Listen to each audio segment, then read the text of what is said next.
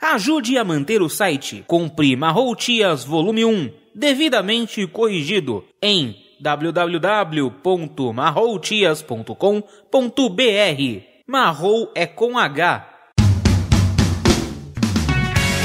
3/4 cego apresenta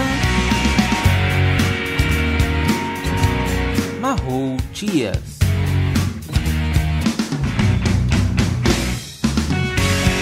Escrito por Danilo Sanches Ferrari.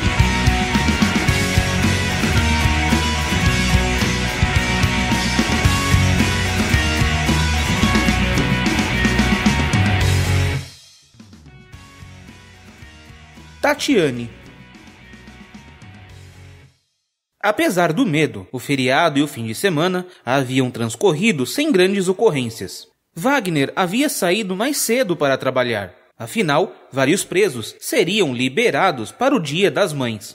O homem sabia que essa data certamente causaria dor à esposa e inventou uma desculpa qualquer para justificar a mudança no horário.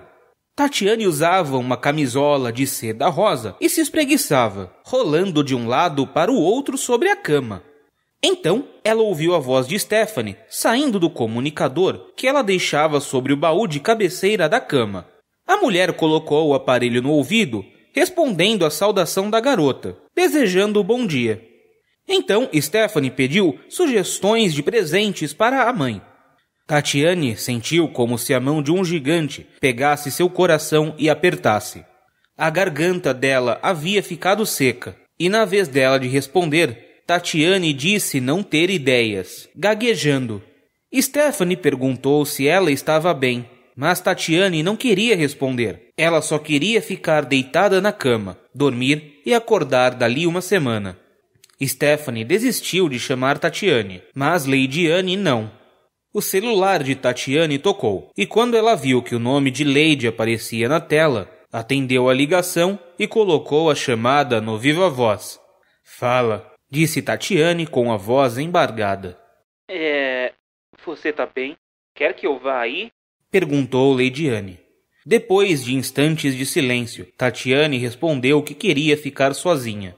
Lady Anne lembrou Tatiane que Stephanie não sabia do ocorrido e desligou, se oferecendo para qualquer coisa que a amiga precisasse. Tatiane se levantou, foi até o banheiro da suíte, lavou o rosto e saiu do quarto. O quarto dava para um corredor com mais 2 portas e uma escada que descia para o andar de baixo. Uma dessas portas era o banheiro comum. A outra estava trancada há 4 meses. A última vez que aquela porta tinha sido aberta foi após o retorno da viagem de fim de ano. Tatiane parou na frente da porta, bateu, pediu licença e pegou uma chave que ficava escondida em um buraco no batente.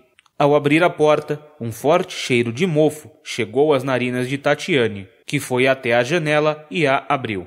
A claridade de um dia nublado iluminou o quarto, revelando paredes pintadas de azul claro, com adesivos de aviõezinhos, trenzinhos, bolas de futebol e animais sorridentes colados. Em uma das paredes estava um berço branco, com um móvel, onde pássaros e aviões estavam parados, olhando para os traseiros uns dos outros, esperando que um botão fosse apertado, lhes dando autorização para correr em um pega-pega sem fim. Ao lado direito da porta havia uma cômoda, que também servia como trocador. Oposto ao berço, um guarda-roupas, e sob a janela, uma confortável poltrona para a amamentação. Tatiane se sentou na poltrona e começou a chorar, soluçando e gritando de raiva. Ficar na poltrona estava doendo demais, pois aquele móvel jamais seria usado para a tarefa que havia sido concebido. Então ela se ajoelhou no chão, começando a esmurrá-lo. Como os ursinhos do tapete não reclamavam das agressões, ela se sentiu frustrada, desistindo, se deitando em posição fetal, caindo no sono. Ela acordou com um barulho de motor e música de ninar tocada por algum instrumento metálico. Quando ela levantou a cabeça e olhou na direção do barulho, viu o marido de pé, apoiado sobre a lateral do berço, observando a brincadeira sem fim daquelas aves e aviões sorridentes. Quando percebeu que a esposa havia acordado, Wagner se virou para ela e disse com os olhos vermelhos e cheios de lágrimas: Tiago e Jéssica se ofereceram para desmontar o quarto pra gente. Eles disseram que vai ser melhor. Tatiane não queria se desfazer das coisas, mas aquilo tudo machucava demais. E coisas tão bonitas não podiam machucar. Elas deviam fazer sorrir. Tatiane acenou com a cabeça de leve, dando autorização para que o quarto fosse desmontado. Wagner estendeu a mão para a mulher e a ajudou a levantar. Antes de fechar a porta do quarto atrás de si, Tatiane olhou para o local e falou: Um dia eu vou encontrar o bandido que te tirou de mim. Eu vou fazê-lo sofrer, até que ele implore para morrer. Wagner se despediu da esposa e voltou para o serviço, pois as coisas na delegacia estavam tensas, por causa do indulto de Dia das Mães. Tatiane tomou um banho, comeu algo e foi ajudar Leidiane a organizar uma nova loja. Assim, se distrairia. À tarde, Tiago falou de uma imprudência de Stephanie para impedir um assalto a um ônibus em que ela estava. Apesar de Leidiane e Jéssica acharem tudo muito engraçado, Tatiane não estava a fim de rir. Ela queria ficar em silêncio.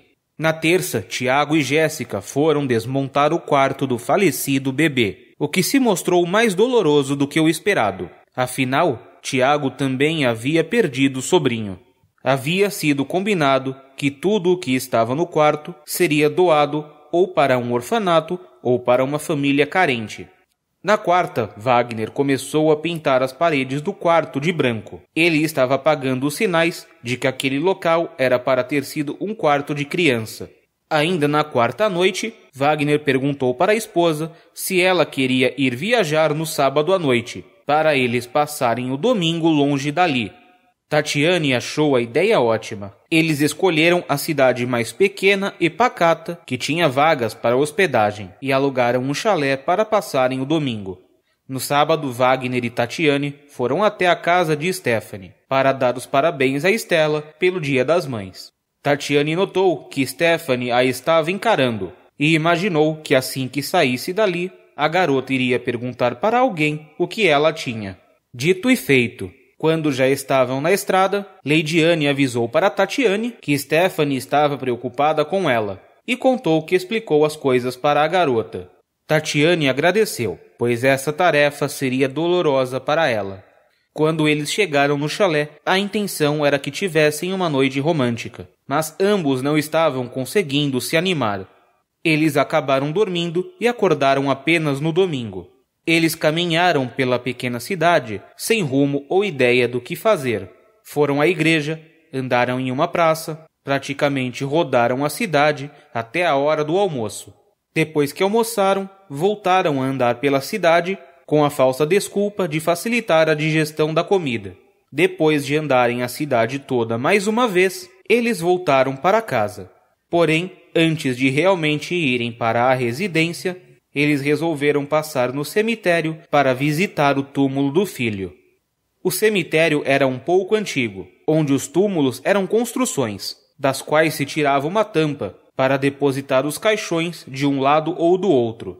Eles se sentaram no túmulo sobre a parte onde o filho estava enterrado e ficaram ali parados.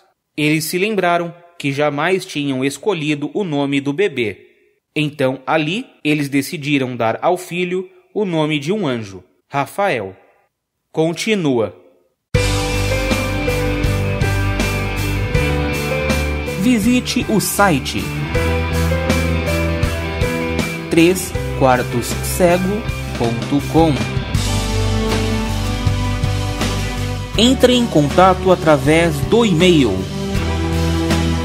contato@3quartoscego.com.